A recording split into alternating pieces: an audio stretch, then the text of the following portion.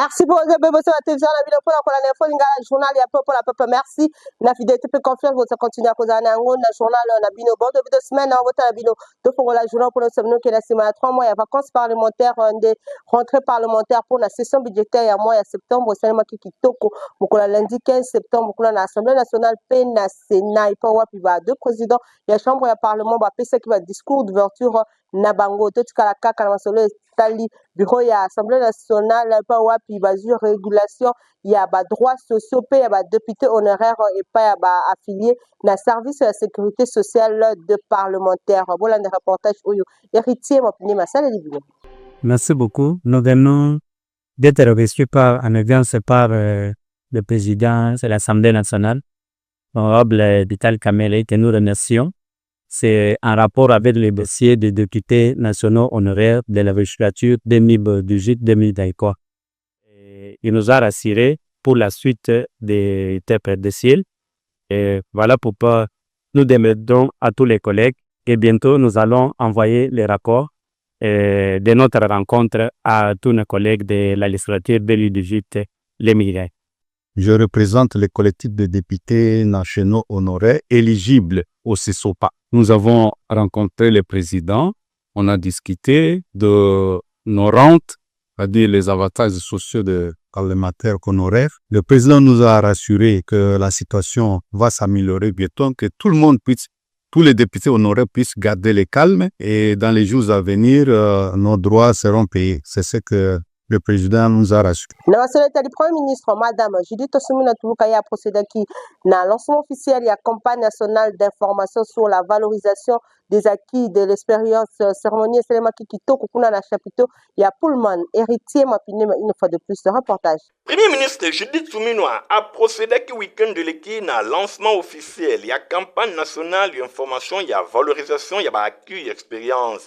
Pour une cérémonie oyo et salemaki na chapiteau ya Pullman Hotel na ville ya Kinshasa na présence ya membre ya gouvernement ba partenaires techniques locaux la ONEM Pay Network pe ba acteurs ebele ya secteur ya formation professionnelle. Initiative oyo ezali kosala suite na ba directive ya président Félix Antoine Tshisekedi Tshilombo oyo a formulaki yango na 51e réunion ya conseil des ministres oyo asengi bakoti sa formation professionnelle na ba nouveau projet ya investissement ya makambo ebele oyo ezali ko viser ko reconnaître pe ko certifier ba compétences acquises en dehors ya ba circuit formel. Na tina wana na discours na ye premier ministre a souligné nécessité pour mboka ayeba na ko exploiter capital humain. Bwena esengo wana atalisaki fois na ye renouveler pe na dignité ya mosala alobi afungoli baaktivité ya valorisation oyo pe lisusu alobi esengeli ba compétence nyonso emonana a insisté mingi na importance ya ko transformer expérience professionnelle na diplôme moko reconnu pour na offrir na chaque citoyen possibilité ya évoluer na marché ya travail pe ko contribuer na croissance nationale ko valoriser ba occuper expérience oyo et ko permettre na moto nyonso à disposer expérience na ye au moins il y a 3 ans na métier moko boye sans diplôme officiel pe aiba na kozwa certification professionnelle oyo l'état azali ko reconnaître yango selon gouvernement démarche oyo ezali ko viser ko réduire stigmatisation ya secteur informel pe ko répondre ba besoin nyonso oyo ezali bongo ya malonga na ngambo na ye ministre ya formation professionnelle Marc Ekila Likombo a rappelé omniprésence pe importance ba métier technique nyonso au quotidien mikolo nyonso na vie na biso toza na besoin ba coiffeur ba mécanicien ba tailleur ba chauffeur ba électricien ba cuisinier ba jardinier ba plombier oyo bazali kosala vie na biso ya mokolo na mokolo boye atalisaki pe impact direct ya vaye oyo na nzela ya exemple moko concret boye ministre provincial ya plan budget emploi pe tourisme Jésus Noël Tcheke akumisaki choix ya Kinshasa lokola ville pilote pour la mise en place ya makambo oyo boye campagne nationale d'information sur la vaye yango ezali ko marquer étape moko ya malonga pour la réforme ya marché ya travail na République démocratique du Congo pour na Judith Suminwa initiative oyo eza na cadre ya dynamique ya programme d'action ya gouvernement 2024-2028 ezali kotala pe ezali ko constituer levier moko essentiel pour na atteindre l'objectif ya développement ya mboka na ko valoriser ka ba compétences ya ba concitoyens pe tozali ko préparer RDC à relever ba défi ya lobby pe ko s'imposer na lokola nation moko oyo ezali tourné vers l'avenir ndenge premier ministre asalaki conclusion. Kaka la secrétaire du Premier ministre, Madame Judith Osumina Touka Boyebake, cérémonie à présentation officielle et à rapport national sur l'égalité de sexe dans la République démocratique du Congo et seulement Kitoko, ils ont été organisés dans le ministère et à plan. Premier ministre Judith Suminwa a participé jeudi éleki na cérémonie à présentation officielle et à rapport national sur l'égalité des sexes en République démocratique du Congo, organisé dans le ministère y a plan P à coordination y a aide au développement avec le Sungi y a Unifam, document où ezali basé na objectif y a développement durable ODD na mokuse yango ezali kotalisa ba effort oyo mboka esengeli asala pona kokoma na égalité entre femmes na hommes. Boye mpona Modeste Nyembo Kakanda, coordonnateur du Observatoire congolais à développement durable, alobi rapport oyo eza na cadre ya suivi examen ya ODD, Pemboka et Bengami ko atteindre d'ici 2030. Égalité à ba sexe ezali question transversale, yango ezali ko toucher ba secteur ebele ya vie. Mingi penza emploi, santé maternelle, éducation, paix, environnement. Boye ba inégalité oyo tozali komona yango partout na ba domaine ya emploi, ba inégalité oyo ezali kotongama mingi na ndenge makambo ezali kotambola boye na ba foyer toyebi déjà lelo ke petite fille azali kokende koluka mai kasi petit garçon ye atikali na ndako mpona kotanga nyonso wana ezali kozonga lisusu na éducation. Rapport oyo est préconisé pour intensifier vulgarisation et sensibilisation ya ba texte légaux et réglementaires oyo ezali mingi kotalisa na gap système éducatif pour renforcer égalité de sexe pour tirer profit et corriger ba désavantages socio-économiques nyonso ezali komonana pour oyo etali na occasion na Arlette Mvondo représentante AI ya Unifam na RDC ye asalaki plaidoyer liboso ya premier ministre en faveur ya mobeko to ba statistique oyo ezali kotalisa genre avant ko annoncer que Unifam a ko lancer mikolo ezali koya baromètre moko ya genre ya ODD oyo ezali instrument moko dynamique pe évolutif complémentaire pe ezali bongo pona kosala ba analyse. Unifam atalisi conviction na ye pona engagement ya ko accompagner gouvernement ya République démocratique du Congo. Na adresse na ye premier ministre a rappelé principe ya égalité de sexe alobi eza na kati ya constitution ya RDC elobi ke pouvoir public esengeli a veiller na élimination ya ba forme nyonso ya discrimination contre bandeko basi pe a assurer protection ya promotion ya ba droit nyonso na ngambo mosusu a souligner gouvernement ya RDC a té en place éventail moko ya ba réforme oyo ezali bongo basé mingi na ba texte légaux pe réglementaire pona ko favoriser tope ko tombola participation ya bandeko basi na ba activité nyonso. Boye cœur lourd premier ministre a partagé ba inquiétude na ye pona oyo etali ba violence oyo bandeko basi bazali ko subir na partie est ya RDC. Alobi na moment oyo azali koloba ba millions ya basi bazali bongo na kati ya ba groupe armé pe bazali koluka ndenge nini kokima ba violence ebele oyo ezali bongo kokomela bango. Pona premier ministre document oyo ezali présenté na OCDD ezali bongo outil moko ya malonga pona prise ya ba décision. Pe lisusu a lancé appel na ensemble ya acteurs politiques et économiques et longo na acteurs sociaux po ete bango nyonso basangana pona kobongola ba recommandation oyo ezali dégagé na rapport oyo ya égalité de sexe pe na action moko concrète au bénéfice de la génération oyo ezali présente pe future pona mise en place ya ba politique publique oyo ekose mingi penza na kosala élaboration ya ba budget moko sensible pona makambo etali genre pe ba programme spécifique. Na susi ya komona ba électeur na ye bazala bongo malamu nde honorable Taylor Lubanga atongi pomoko ya malamu kuna na quartier Mabulu 1 na commune ya Makala samedi 13 septembre nde ezalaki inauguration na yango na présence ya bana ya Makala héritier mapine miba détail. Honorable député national Taylor Lubanga élu ya circonscription électorale ya Funa aza na souci makasi pour la population na ye avandi na Funa.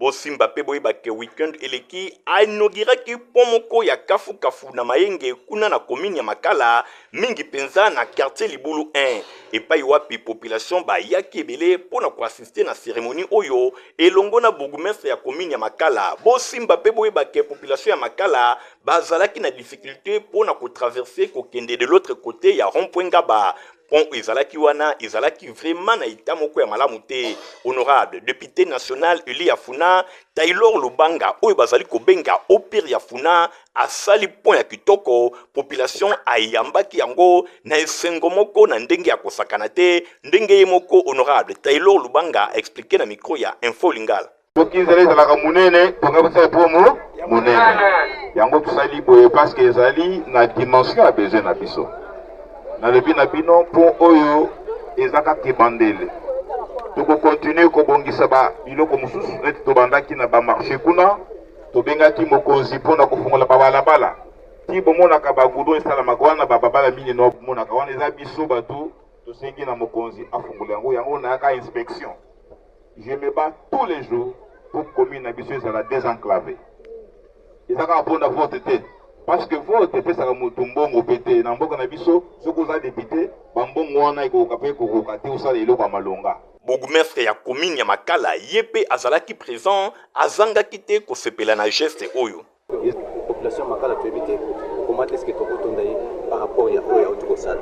Oyo sala eza vraiment eloko oyo kotika la libela mutu nyonso to akoleka na kati ya pont akomona kombo ya Taylor Lubanga mutu nyonso to akoleka kuta na fit akomona kombo na ye yango nde tolobi ke en tout cas za opire nde tobengaka ye vraiment na kati ya fondation ya za opire afuna opire mayo okoboya kosokola yango okoboya komela mesure ngule konoka yokozoyo kaka yango nde vraiment bato bazokanisa ke bakosala ba GACC bakomelaka Bosi Mbappé boyebake na sima ya commune ya Makala. Honorable Taylor Lubanga akendaki na commune ya Kalamu mingi penza na Yolo kuna na quartier Pinzi epai wapi akendaki kosolola na ba membre ya fondation na ye fondation mabengi Taylor Lubanga apesaki bango ba message pe azwaki ba préoccupation na bango a promettre mikolo ezali koya akopesa ba fonds de commerce akopesa ba objet classique to ba fourniture scolaire pona kosunga ba parents ba continuer kopesa bana na bango enfin que batanga na ndenge ya kitoko. Honorable Taylor Lubanga azali vraiment au pire ya funa.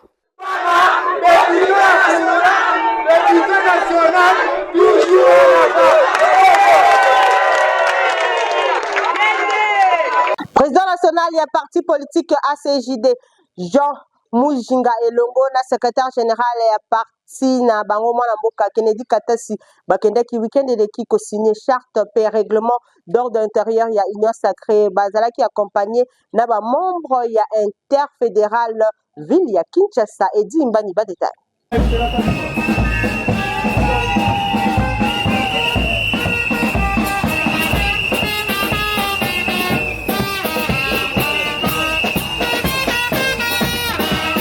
Président et parti politique Alliance Congolaise pour la Justice et le Développement ACJD Namokuse, Mwanamboka, honorable Jean Muzinga et Longona secrétaire général, il y a parti Maître Kennedy Katasikiala, l'homme du Saint-Esprit, Basololaki, Poso Oyo, na début na yango et Longona autorité morale, il y a regroupement politique Nabango, Alliance Bloc 50, Abar B50 Namokuse, membre de l'Union Sacrée de la Nation, Excellence Julien Paluku Kaongia, honorable Muzinga Mushinji et Longona secrétaire général naye na Simayawana ba procédaki na mbala moko po na compte ya ACJD na signature ya charte révisée pe adoptée ya Union Sacrée de la Nation nyonso elekaki bongo na siège na bango nyonso wana ezali kotalisa soutien indéfectible ya ACJD et pa ya chef de l'État Félix Antoine Tshisekedi Tshilombo nyonso elekaki vraiment kitoko na suka ya wana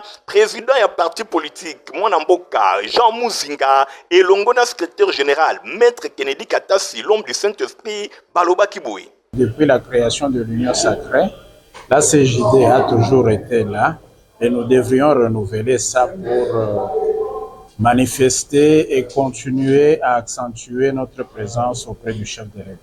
Nziamboka a Bengaka, Bakongole Basangana na Lingoma Muneno Union Sacrée. ACJD azalaki parmi ba parti liboso o ba répondaka présent. Pona yango mokolo lelo toyo susu ko renouveler encore engagement na biso ya ko accompagner chef de l'État na combat politique o azo mener. Pour ACJD azalaka toujours na pointe soki likambotali mokonzi mboka.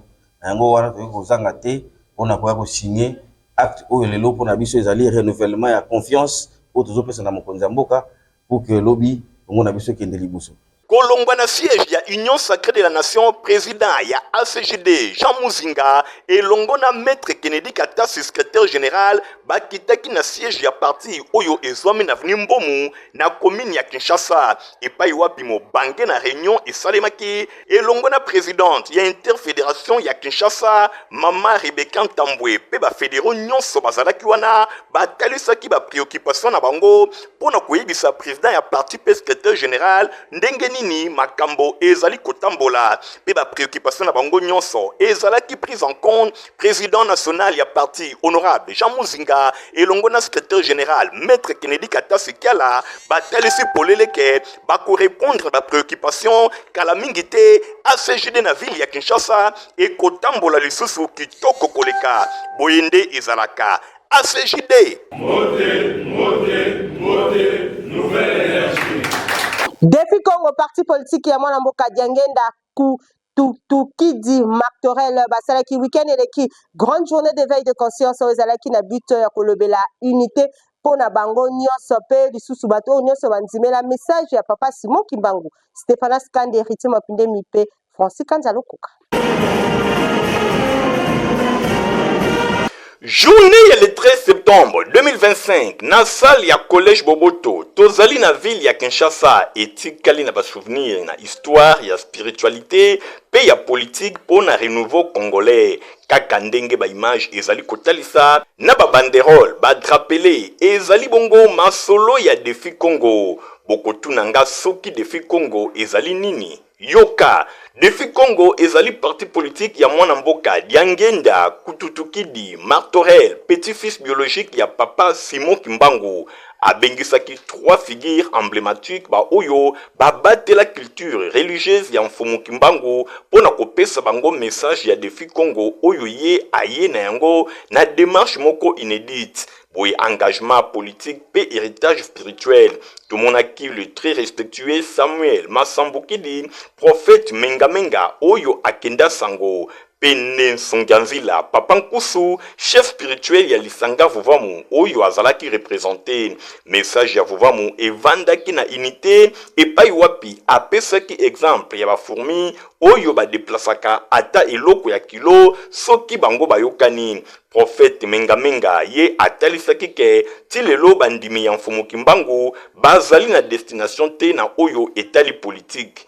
Andimike défi Congo et cause la réponse na ba question na bango tozongisa bokonzi na nzambe na mboka oyo ezali likambo ya leadership wana maloba ya lettre spécial Samuel Masambukidi kimbangisme ezali kaka religion te kasi ezali civilisation esengeli to se réconcilier na kombo oyo esangisi biso wana maloba ya yemoko président national Diangenda Kututukidi Martorel toluka pouvoir oyo ezali kaka kotalisa biso ba privilège te kasi responsabilité ilobaki président ya défi Congo. Tomonaki pe na salle ba militant ya fondation Eric Masamba Mazola oyo azali moko ya ba au cadre ya parti politique na bango bazali ko croire na vision ya défi Congo na 4 axes oyo politique, social, économique pe développement humain. Ndenge moko ya ba au cadre Mama Suzy Mankenda alobaki na micro ya Info Lingala. Bon, le Lezaki, journée de veille, na biso ya défi Congo. Président, il fallait qu'il y ait le bassou sous liboso ya batu oyo ba sala qui confiance na ba élection elekaki. C'est quoi yé ko assurer bango ke na makasi nyonso nzamba pesiye akozala elongo na biso pona ko bunda pona ekolo makile tangi mingi batu baleli mingi makambo ezo leke pai debi pai Congolais azolela. Ndenga lo bara toujours alingaka Congo, malingaka plus peuple congolais et a telemi pour que abunda pour qu'ensemble na lingomba mangomba nyonso bomo na journée lelo ensemble tout telema poto longa bitumba o ebandi utakala. Coordonnateur général ya religion africaine ya Vuvwa mwana mboka Vudi Mamo Ngunga Ngunza Kusu Kiambu, envoyé personnel ya Papa Kusu pe invité spécial ya président ya défi Congo Diangenda Kututukidi Martorel azalaki moko ya ba intervenant na milulu oyo Stéphanas Kande apesi bino badeta.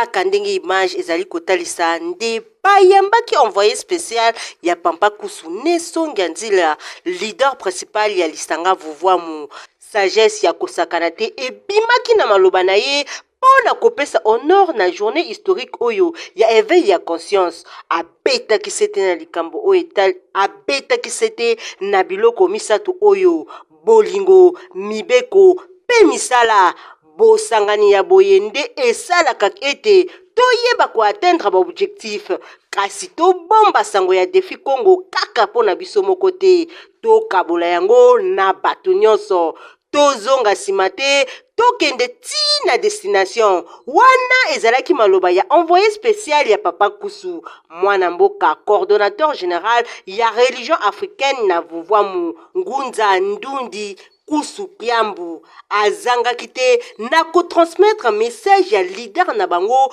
pour la rencontre oyo.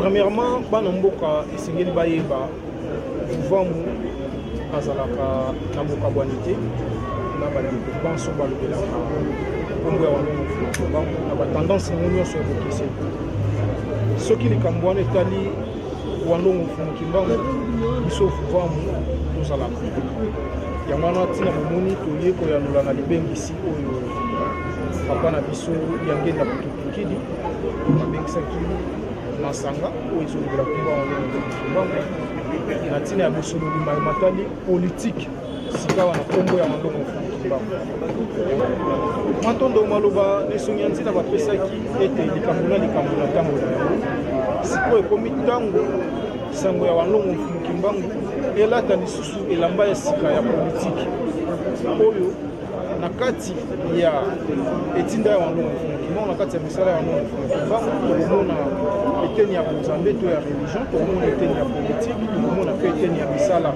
ya science seke ekomi sikoyo ntango totombola lisusu mopepe ya sika ya politiki na kombo ya wandongo mfumukimbango tala na mokuse maye nesongi ya nzila batindaki to ya kokomisela bango lokola maloba epai ya mobengiso ya bengisaki bango mpe epai ya banso bayaki na ntina ya koyoka nini oyo tobengamelaki na mokolo totalisa bolingo Papa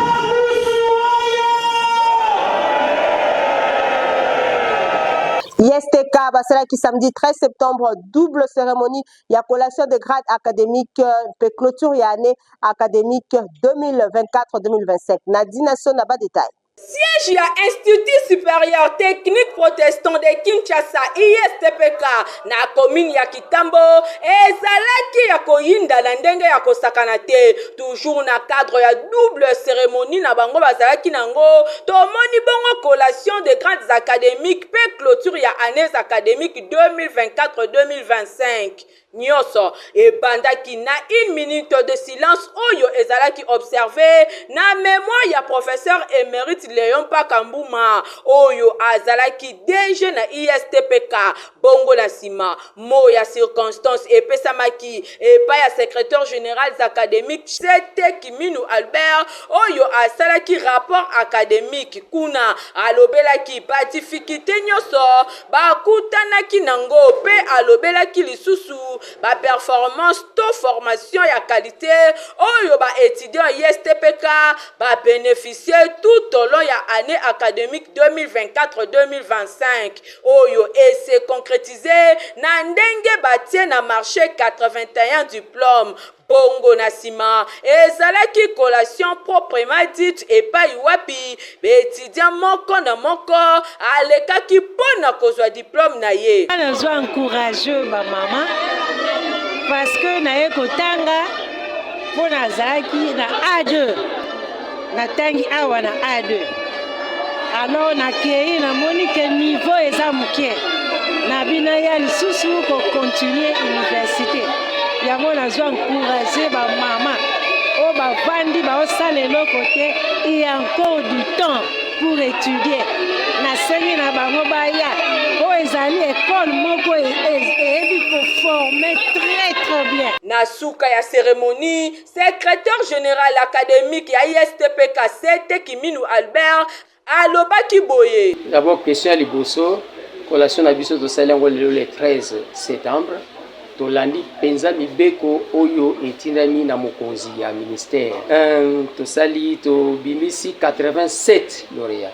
À 87 wana ezali na ba oyo bazali ba technicien de laboratoire, ba bachelier parce que système LMB ezobenga bango ba bachelier. Toza pe na ba oyo basali sciences infirmières, orientation na bango ezali soins généraux. Mais tozali pe la licence ya suka programme ya kala oyo tobengaka PADEM.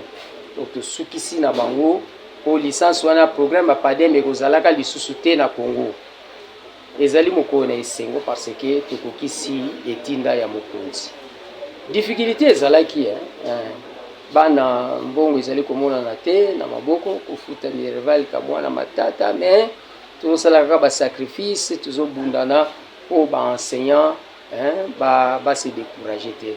Donc likambo makasi mingi nde yango wana, mais sinon le reste qui ezalaki na mboka et permettait biso ke to évoluer malamu. Et voilà que le nom toujours c'est quoi. Osimba Peboye Bake, ISTPK, et suis désormais DG Yassika, Tomoni Bongo, professeur ordinaire Anastasie Massanga, Oyo Azali Bongo Mokitani, ya fait professeur émérite Léon Pakambouma, pour la année académique 2025-2026, par nouveau diplômé, Bomilenge l'a déjà pour la cause d'inscription à ISTPK, Yango Ezwami na avenue Boudjala numéro 29 na commune ya Kitambo, référence stade Vélodrome. ISTPK, berceau ya savoir. Préfet Louis Kabangu ya Itemat Ndolo aza kobengisa bandeko nyonso oyo basilisi klasi pe balingi kozwa formation ya ndenge na ndenge kuna na Itemat Ndolo na kambo etali cours d'anglais des affaires, cours ya anglais aéronautique pe formation misusu balekana kuna pe lisusu batu baza na bongo na centre autodidacte kuna baza ko former bana à partir ya ngonga 17h tina ngonga 20h. Stéphane Skande ba détail. Tango ya koyekola esili nanu te, yoka sango oyo na memeli bino, bato nyonso oyo botanga déjà 6e de humanité kasi nanu bozwa diplôme d'état te, Itemat Ndolo na ISTA batie na disposition na bino centre de formation ya ba autodidacte na domaine technique. Esengeli boyebake adresse ezakaka moko pona kobima ingénieur ya solo Itemat ISTA bazali na ba formateur très qualifié na domaine technique nyonso lokola aviation civile, mécanique générale, électricité générale, électronique industrielle, radiotransmission et commutation, option ya construction pe ezali na pointe. Pona ba résultat ya ba examen d'état 2024-2025 préfet Kabangu alobaki toyebisa bino ke Itemat Ndolo ISTA basalaki 100% awa kutu bapesa bango kombo eratakate de 17h à 20h basali na bango etikalaka très disponible pona bino tango ya koyekola esili nano te. Papa mama osalaka déjà na domaine technique kasi nanu ozwa diplôme te, leka na ba bureau ya Itemat ISTA ozwa inscription na yo bokanisi esili tintin. Préfet Louis Kabangu atie lisusu pona bino centre de formation technique professionnelle pona ajustage, soudure, rebobinage, installation panneaux solaires, photovoltaïque, mécanique automobile, check automobile, diagnostic électronique des automobiles, installation bâtiment, froid, vidéosurveillance, électronique embarquée, informatique, bakisa cours ya anglais classique, anglais aéronautique, anglais d'affaires, pe cours ya français. Ezali ya koratete, formation rapide pour na 45 jours ya pamba, pe 90 jours pour na ba jour normal. Comment utile na société, yekola musala, adresse kaka moko Itemat ISTA na commune ya Barumbu, tope obengi na numéro oyo ezali affiché na ba écran na biso. Soyez les bien koya.